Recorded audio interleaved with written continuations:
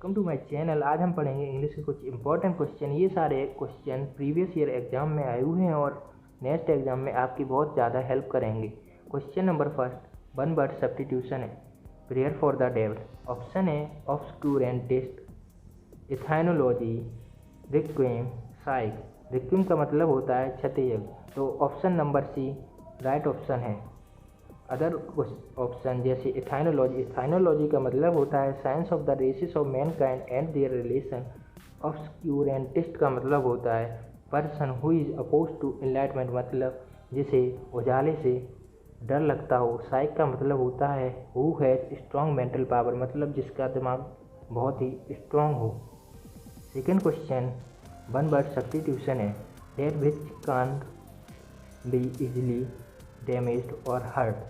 Option है monument, voice, belligerent, vulnerable. आपको पता होगा वनरेबल का मतलब होता है कि जिसको आसानी से क्षति पहुंचाई जा सके।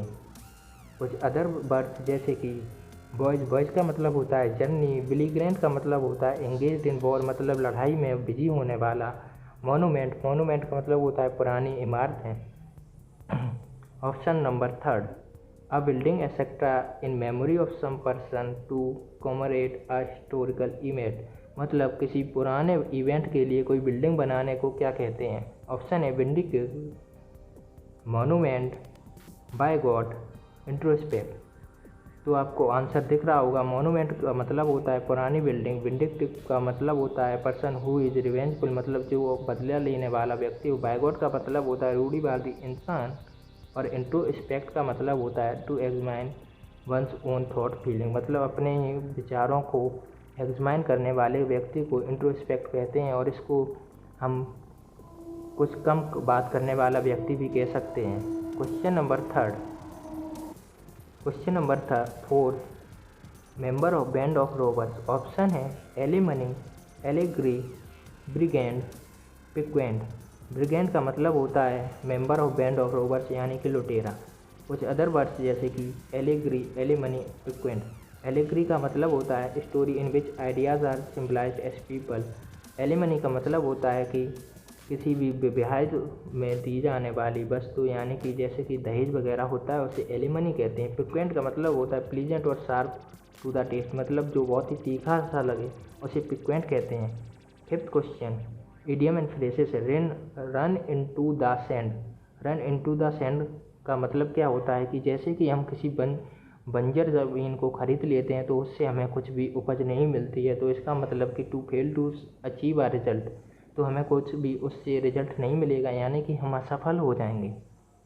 Sixth question, draw a line, मतलब सेट अ लिमिट, मतलब सेट अ लिमिट का मतलब मर्यादा तय करना। Seventh question, good Samaritan. Good Samaritan का मतलब होता है जो सबकी हेल्प करे, तो a person who helps and pay sympathy to those in distress, मतलब जो सभी की हेल्प कर दे।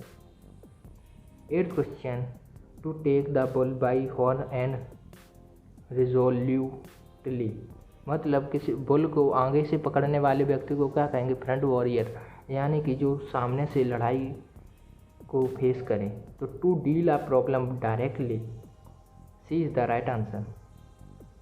Ninth question, fed up. Fed up का मतलब होता है बोर्ड एंड अनहैप्पी, उबा हुआ या थका हुआ। Tenth question, difficult. ऑप्शन है demand, extend, supply, anticipate. Difficult का मतलब होता है नो लॉन्गर एग्जिस्ट और फंक्शनिंग, तो इसका सिनोनिम हो जाएगा एक्सटेंड।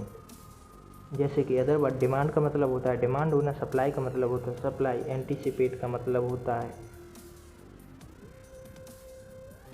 एंटीसिपेट का मतलब होता है पहले से सोच कर रखना। नेक्स्ट वर्ड, चर्लिस, इसका भी सिनोनिम बताना है। Victory, adventure, reward, unegregious. Victory का मतलब होता है जीत, एडवेंचर तो जानते हैं एडवेंचर। रिवॉर्ड का मतलब होता है किसी चीज़ को रिवॉर्ड कर देना, अनएग्रीगेशियस। चर्लिस का मतलब होता है रूड इन मीन स्प्रेड और surely way. Question number 12, secular, इसमें भी आपको सिनोनिम ही बताना है।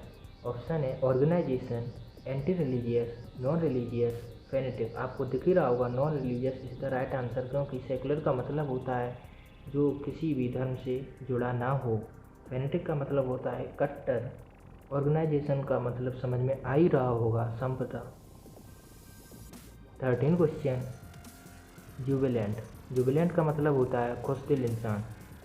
ऑप्शन है एलिनेशन, जेन्युइन, तो इसमें आपको एंटोनिम्स बताने हैं।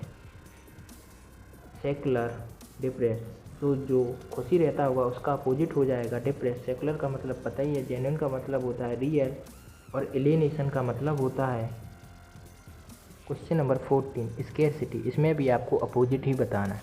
ऑप्शन है शॉर्टेज, एबंडेंस, वेस्टफुल, हॉरिबल, आपको दिख रहा होगा abundance is the right answer. यहाँ पे स्केरसिटी का मतलब वैसे तो शॉर्टेज भी हो सकता है, लेकिन एबंडेंस यहाँ पे ज़्यादा अच्छा होगा, क्योंकि शॉर्ट सप्लाई के लिए एबंडेंस राइट ऑप्शन है।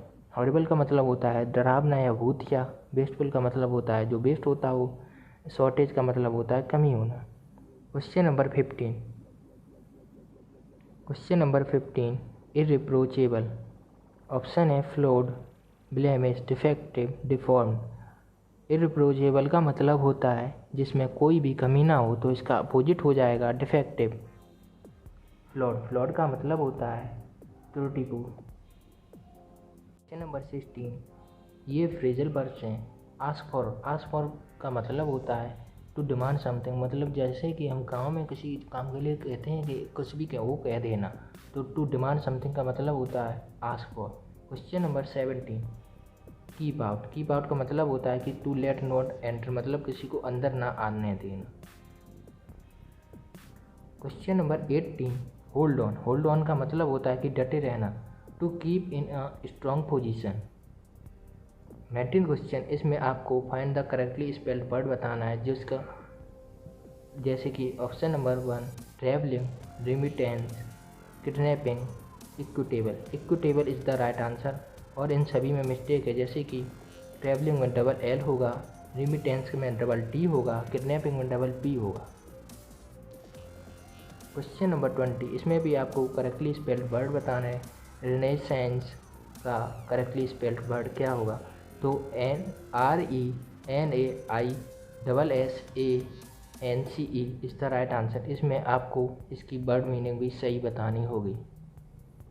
अगर आपको वीडियो अच्छा लगा है तो वीडियो को लाइक भी कर सकते हैं, अगर वीडियो अच्छा नहीं लगा तो आप डिसलाइक भी कर सकते हैं, इसमें कोई प्रॉब्लम नहीं है। अगर आपको ऐसा ही कंटेंट चाहिए तो आप हमारे चैनल को सब्सक्राइब भी कर सकते हैं। Thank you.